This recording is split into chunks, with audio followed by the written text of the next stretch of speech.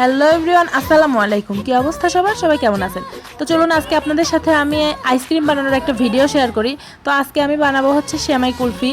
তো দেখুন, প্রথমে কিন্তু আমি দুধ জাল করে নিচ্ছি, তারপরে এখানে আমি হচ্ছে সেমাইটা রেডি করে নিব। আজকে আমি লাচ্চা সেমাই দিয়ে হচ্ছে আইসক্রিমটা বানাবো। তো প্রথমে কিন্তু সেমাই যতটুকু আমার প্রয়োজন ততটুকু নিয়ে তারপরে এর ভিতর চিনি দিয়ে দিচ্ছি।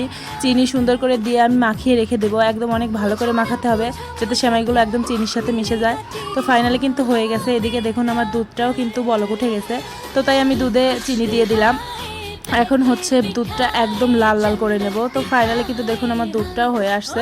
আসলে বাজারের আইসক্রিম সেরকম মানসম্মত হয় না, তাই ভাবলাম যে বাসায় ট্রাই করি। এখন দেখুন আমি কিন্তু আইসক্রিমের ছাঁচের ভিতর সুন্দর করে করে সেমাইগুলো দিয়ে দিচ্ছি। তারপরে হচ্ছে আমি গরম গরম দুধই দিয়ে দিব, এতে দেখা যাবে যে সেমাইটা সুন্দরভাবে হয়ে যাবে।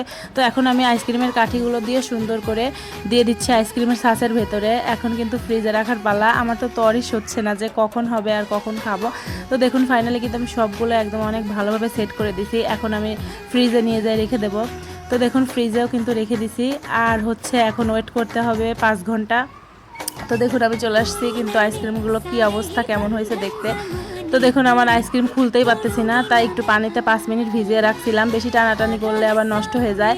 তো দেখুন ফাইনালি কিন্তু আমার আইসক্রিম হয়ে গেছে। আসলে এই আইসক্রিমটার টেস্ট অনেক ভালো ছিল।